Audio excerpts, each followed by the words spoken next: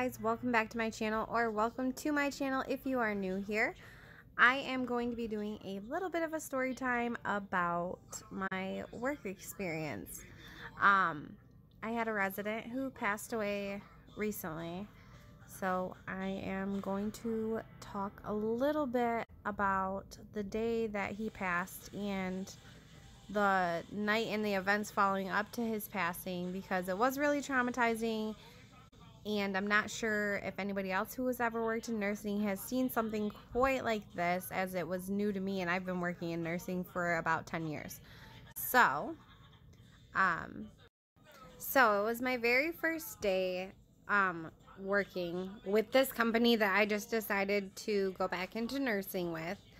And they had me scheduled to train from 2 p.m. to 3 p.m. at this gentleman's house. So I went, and as soon as I pulled in the driveway, there was like 7 cars. And I'm like, okay, this is really weird, because it was only supposed to be me and this other lady there. So I go up, I knock on the door. The girl who's training me answers the door, and she's like, hey, I'm going to pull you to the side. We really need to talk about what's going on. So she informs me that hospice is there, that the gentleman himself is not doing very well today, that they don't really know if he'll make it through the night, and that he's just had some issues with being able to stand up. He, was acting like he may have had a stroke sometime overnight last night. So with that being said, she kind of just gave me the rundown of everything I'd be doing with him if I continued to go back to this client's house at a later date, which I was scheduled to continue going to him every week. So, she gets a hold of our work boss and let her know, like, hey, hospice is here. They don't think he's doing very well. They don't know if he'll make it through the night. We don't have anybody to stay with him overnight. My boss gets a hold of me and asks me, hey, would you feel comfortable staying overnight just to make sure everything goes smoothly overnight, and just kind of be there in case he needs something or anyone at that time. And of course, I'm like, sure, I live not too far from here. I'll go, it's fine. So I go home for a few hours so that way I could report back that night to his house. So I get there, it was about 7 o'clock, I think it was. It was either 6 or 7, I can't remember. But I get there, and the caregiver that's there with me just gives me a rundown. He's been in the same state. He hasn't really moved. He's just been talking, to himself, or talking amongst himself, praying. And it wasn't really anything different than when I had been there training. So I'm like, okay, that's fine. So she goes ahead and leaves, and I am there for just a little while. I go in, check on him. He's doing good. He fell back asleep. And by that time, so he was just sleeping. So I sat down, I started doing some paperwork that I needed to get done throughout the night, and everything was going good. Come about 1:30 in the morning, he starts coughing really bad, and I'm like, oh no, he sounds really congested. I go in, I check on him, the normal that you would do if you're in nursing.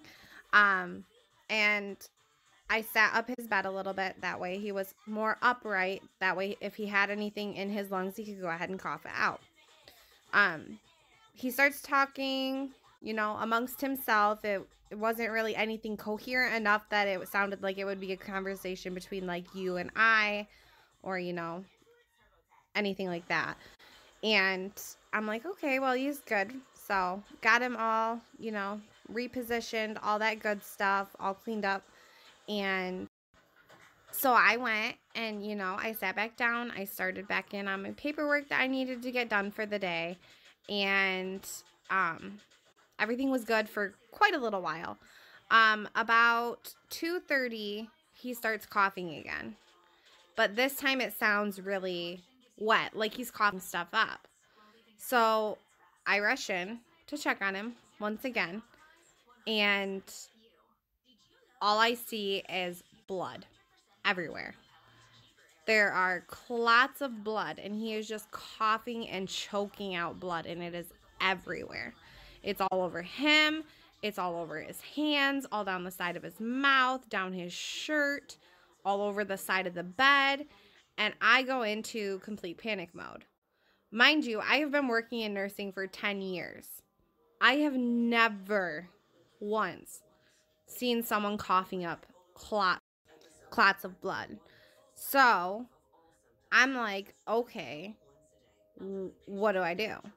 So I call my emergency contact at my work, and I'm like, hey, I wasn't sure if I'm supposed to call you or if I'm supposed to call hospice, but this gentleman is coughing up blood, and it's not just a little bit of blood, it's literally everywhere. She starts panicking, and she's like, I have no idea. I don't know. Call hospice, I guess. So I hang up with her, and I give hospice a call, and I'm like, hey, this is a situation. I'm not really sure if I'm supposed to call you, if I'm supposed to call somebody else. And the girl was like, okay, sometimes this happens, but it's not very common. And I'm sure it's just because he hasn't, he's been in a lot of pain all day and he's really restless. So it might be something. So she just says, it could be he has COPD. It could just be something to do with that. It may not be a huge, huge deal. And I'm like, okay, lady, you do not see how much blood this guy is coughing up. And so she's like, I will come over. I'll check him out, make sure everything is okay and stuff like that. So I'm like, okay, cool. Because I'm a little bit panicky at this point. Like I said, I had never seen anything like this before in my life. So I hang up with her, call my boss back, let her know, like, hey, hospice is coming over. They're going to check out this gentleman, make sure that everything's good to go. And she's like, okay, just keep me updated, like, let me know what's going on. And I'm like, okay, I'll keep everybody in the loop, no big deal. So the hospice lady gets there at about 2 o'clock or so. And she comes in and she's like, oh, goodness, yeah, it's a lot of blood. Mind you, I had already cleaned him up twice by this point, and he just kept coughing and choking up more blood. So she's like, oh, okay, yeah, it's a little bit more severe than I thought, but let's go ahead and give him his pain pill because he's very restless and just see if maybe we can get him to relax a little bit. By this time, the blood that he was coughing up was starting to slow down quite a bit. It wasn't like the big splashes of blood that he was coughing up before. So we get his pain pill around, she crushes it and makes it so it's easier for him to swallow because obviously he was not doing very well. And so she goes ahead and gives him his pain pill. By this time, it's about 2:15 in the morning. And she's like, hey, let's go ahead and like reposition him a little bit because he's leaning a little bit to the side. And I'm like, okay, that's fine. So we go ahead and so we start moving him. And it literally, as soon as we move him, he instantly stops breathing. And I looked at her and I'm like, is he breathing? And she like looked at me and then looked at him and she's like, oh my God, no, he's not breathing. She's like, hold on, I got to grab my stethoscope. I need to check and make sure, like, that he's gone. And I'm like, okay. So she comes back in and she's checking and there's no heart rate. But his chest continues to move, like every minute or two. So it's a minute or two in between breaths, but there is no heart rate. So we had to wait until all of the breaths were complete. So we waited until all the breaths were done, and she pronounced him at 2:30 in the morning. The whole entire thing was a little bit traumatizing to me, only because I've seen a lot of deaths working in nursing. It wasn't the death that made me so traumatized. It's more the fact that I have never seen somebody cough up so much blood right before passing. That is something I've never seen in my life until now. And I just wanted to give you guys a little story time about it. It was one of the craziest moments of working in nursing that I have ever had, and I just wanted to share it with you guys. So I hope you guys like the video. Please make sure you like, subscribe, and comment down below and let me know what you think. And I will see you guys all in the next one.